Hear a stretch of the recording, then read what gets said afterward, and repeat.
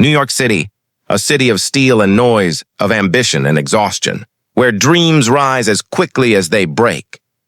For decades, this city has been shaped by power, by money, by those who could afford to be heard. But something different has happened.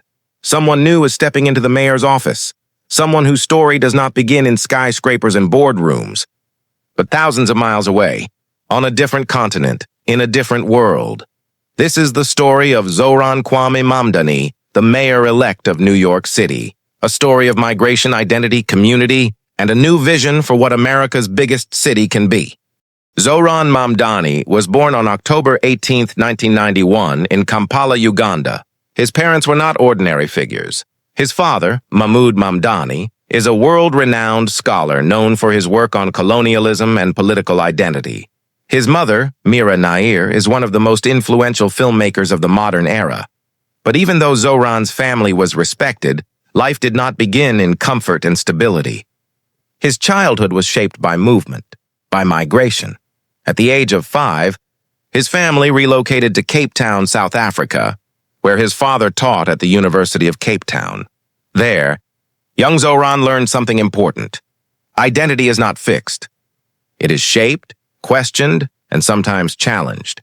And when he was 7, the family moved again, this time to New York City, the city that would one day elect him as its mayor. Zohran grew up in Morningside Heights, surrounded by privilege, but always aware that many others in the same city lived completely different lives. He has said, "I never had to worry about my next meal, but I knew many families just blocks away did."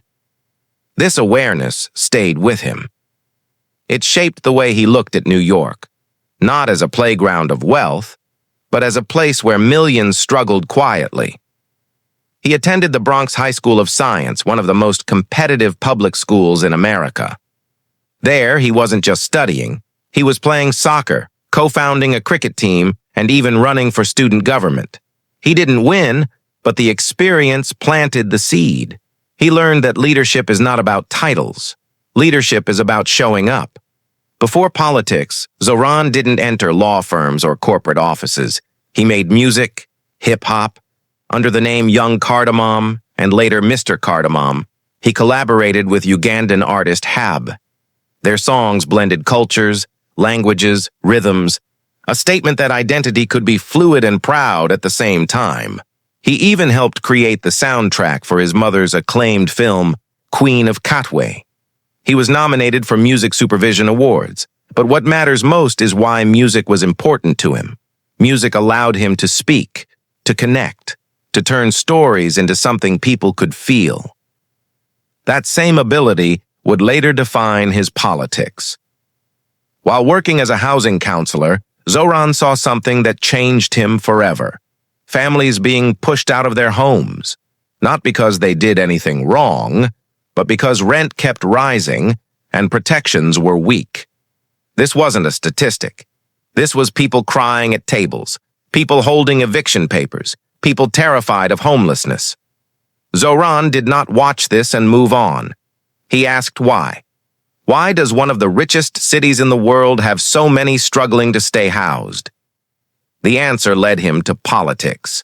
Not the politics of television debates, but the politics of neighborhoods, street corners, and front doors. He became deeply active in tenant rights organizing. He joined the Democratic Socialists of America, aligning with movements focused on community care instead of corporate power. In 2020, Zohran ran for the New York State Assembly, challenging a 5-term incumbent. Everyone said he couldn't win. He didn't have establishment money, no political dynasty, no machine behind him, but he had something stronger. People. People who answered the door when he knocked. People who recognized a voice speaking to them, not at them. After months of nonstop organizing, he won. Then he was re-elected without opposition. Twice. Something was shifting. In October 2024, Zohran announced he was running for mayor. He was not the favorite. He was running against Andrew Cuomo, a former governor, a giant in New York politics. But the city was tired. Tired of rising rents.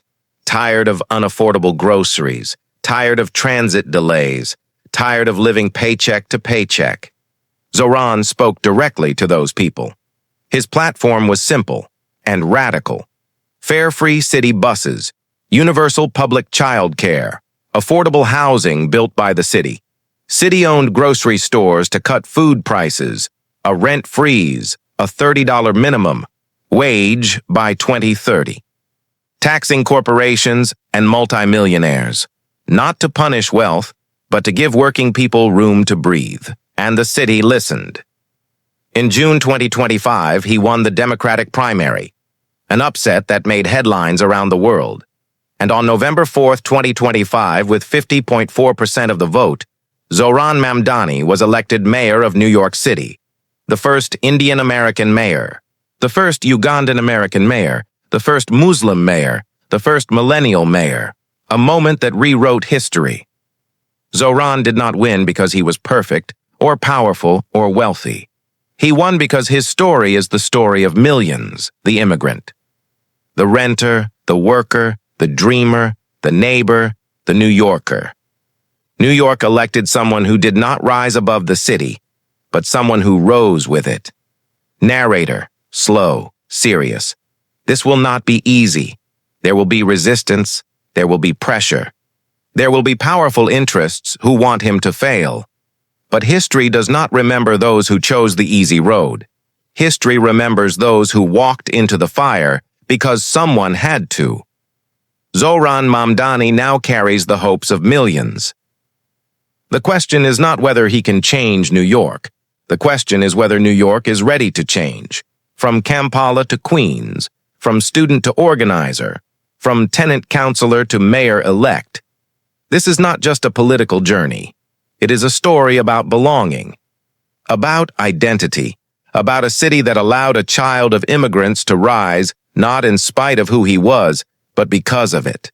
The story of New York just entered a new chapter, and its first line begins with his name, Zohran Kwame Mamdani, the people's mayor.